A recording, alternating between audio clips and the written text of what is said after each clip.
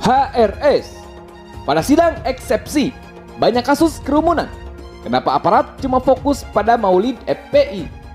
Kalau setahu saya, mohon koreksi Abang, ini pantas untuk masuk rekor lah. Karena bukan cuma se-Indonesia, bukan cuma se-Asia, bukan cuma seluruh dunia, tapi seluruh jagat planet ini baru Habib Rizik dan kawan-kawan inilah yang prokes, ada pidananya, ada penahanannya, ya, dengan ancaman hukuman yang luar biasa. Ini menurut saya boleh juga untuk masuk ke rekor itu kan gitu. Itu sih. Habib Rizik dicari-cari kesalahan. Sampai tak ada lagi pasal yang bisa menjeratnya, dicarikan pasal keramaian. La ilaha illallah. Sebetulnya. Dan Habib Rizik dijadikan umpan. Nah, sialnya Habib Rizik ada di dalam suatu setting kultur politik yang mengalami defisit.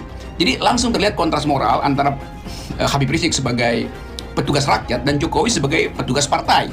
Jadi ini sebetulnya medan perangnya tuh. Orang tetap menganggap bahwa Presiden Jokowi tidak peduli dengan hak asasi manusia.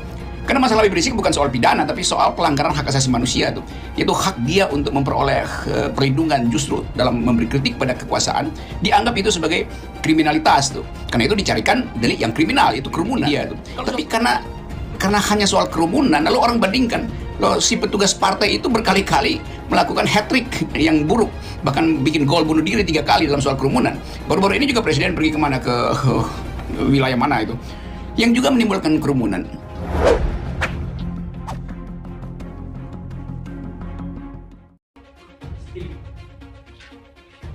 Allah menyatakan, jika kamu memutuskan perkara di antara mereka, maka putuskanlah dengan adil. Sesungguhnya Allah menyukai orang-orang yang adil. Yang kelima, surat Al-An'am ayat 152. Wa idza qultum fa'dilu walau kana dza qurba. Dan apabila kamu berkata, maka adillah walau ada kerabat orang dekat sekalipun. Dan Allah Subhanahu wa taala yang Maha Adil mengharamkan kezaliman atas zat dirinya sendiri dan atas segenap umat manusia. Allah Subhanahu wa taala yang Maha Adil berfirman dalam hadis qudsi, kama qala Nabi sallallahu alaihi wasallam, yarwi an rabbi annahu qala, ya ibadi inni haramtu dzulma ala nafsi wa ja'altuhu muharraman bainakum fala tadhalamu. Artinya, wahai hambaku, kata Allah, sesungguhnya aku haramkan kezaliman atas diriku dan aku menjadikannya sebagai sesuatu yang haram di antara kalian. Karenanya janganlah kalian saling menzalimi. Lalu Rasulullah sallallahu alaihi wasallam menegaskan dalam hadisnya, kama qala Nabi sallallahu alaihi wasallam, iyyakum wadzulma fa inna dzulma dzulumatun yaumil qiyamah. Jauhilah oleh kamu sekalian kezaliman, karena kezaliman itu merupakan aneka kegelapan hari kiamat. Pengadilan Negeri Jakarta Timur menggelar sidang eksepsi terhadap terdakwa HRS dalam perkara kerumunan di Petamburan, Jakarta Barat. Dalam eksepsi nota keberatannya, HRS menanyakan kerumunan di Petamburan dengan sejumlah massa di berbagai tempat yang juga pernah terjadi. Ada ribuan kerumunan dengan ribuan pelanggaran protokol kesehatan di tanah air sejak awal pandemi hingga kini. Bahkan banyak dilakukan oleh tokoh nasional, mulai dari artis hingga pejabat, tidak terkecuali menteri dan presiden, tulis eksepsi Habib Rizik. Akan tetapi, kepolisian dan kejaksaan hanya fokus dan serius pada kerumunan Maulid Nabi Muhammad di Petamburan yang justru kami atau FPI gelar dengan mengikuti prokes dan dihadiri serta dijaga oleh TNI dan Polri. Bahkan Satgas COVID-19 DKI Jakarta ikut menyumbang dan membagikan ribuan masker. Dalam eksepsi itu, HRS dan tim kuasa hukumnya mencatat paling tidak ditemukan 5 kasus kerumunan yang tidak mendapat sanksi dan tindak lanjut dari polisi dan kejaksaan.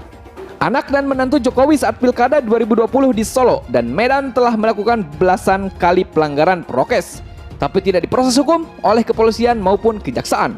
Apa karena mereka keluarga presiden sehingga mereka kebal hukum? Tulisnya seraya mempertanyakan. Selanjutnya, kata HRS, saat sahabat Jokowi yaitu Basuki Cahayapurnama alias Ahok, ex narapidana penista Al-Quran, bersama artis Raffi Ahmad menggelar kerumunan usai menghadiri pesta mewah ulang tahun pengusaha dan pembalap Sean Gelael pada tanggal 13 Januari 2021. Kemudian pada tanggal 23 Februari 2021, Presiden Jokowi menggelar kerumunan ribuan massa tanpa prokes, bahkan melempar bingkisan yang sudah direncanakan dan disiapkan sebelumnya di Meumere, Nusa Tenggara Timur. Termasuk kejadian paling anyar adalah Kongres luar biasa Partai Demokrat di Medan, Sumatera Utara. Aparat penegak hukum seperti tak sudi dan tak berdaya untuk membubarkan acara yang secara terang-terangan melanggar protokol kesehatan. Bunyi keterangan nota keberatan tersebut. HRS lantas mempertanyakan kenapa kepolisian dan kejaksaan begitu sigap penuh semangat melakukan kriminalisasi Maulid Nabi. Padahal, kata HRS, pihaknya saat itu tak menduga akan terjadi penumpukan peserta peringatan Maulid karena tingginya antusias umat dan spontanitas kerinduan mereka, sehingga tanpa sengaja terjadi pelanggaran prokes. Dengan begitu, HRS melihat kepolisian dan kejaksaan telah melakukan permufakatan jahat karena menyamakan undangan acara Maulid Nabi dengan hasutan melakukan kejahatan. Menurutnya, hal tersebut bentuk dari logika sesat.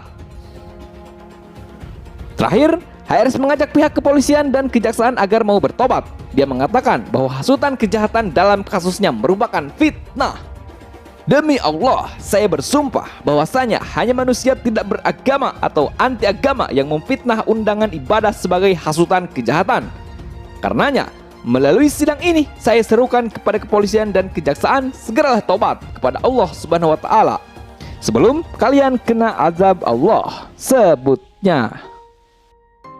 Itu, dan kalau setahu saya, mohon koreksi ya Bang, ini pantas untuk masuk rekor lah. Karena bukan cuma se-Indonesia, bukan cuma se-Asia, bukan cuma seluruh dunia, tapi seluruh jagat planet ini baru Habib Rizik dan kawan-kawan inilah yang prokes, ada pidananya, ada penahanannya, ya, dengan ancaman hukuman yang luar biasa. Ini menurut saya boleh juga untuk masuk ke rekor itu kan gitu.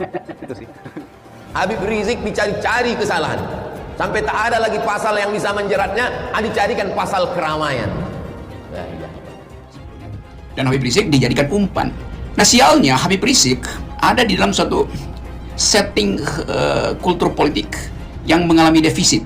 Jadi langsung terlihat kontras moral antara Habib Rizik sebagai petugas rakyat dan Jokowi sebagai petugas partai. Jadi ini sebetulnya medan perangnya itu. Orang tetap menganggap bahwa Presiden Jokowi tidak peduli dengan hak asasi manusia. Karena masalah Habib Rizik bukan soal pidana, tapi soal pelanggaran hak asasi manusia itu, yaitu hak dia untuk memperoleh perlindungan. Justru dalam memberi kritik pada kekuasaan dianggap itu sebagai kriminalitas tuh. Karena itu dicarikan delik yang kriminal, yaitu kerumunan.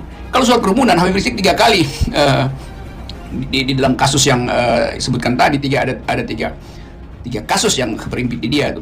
Tapi karena hanya soal kerumunan, lalu orang bandingkan, kalau si petugas partai itu berkali-kali melakukan hat-trick yang buruk, bahkan bikin gol bunuh diri 3 kali dalam soal kerumunan.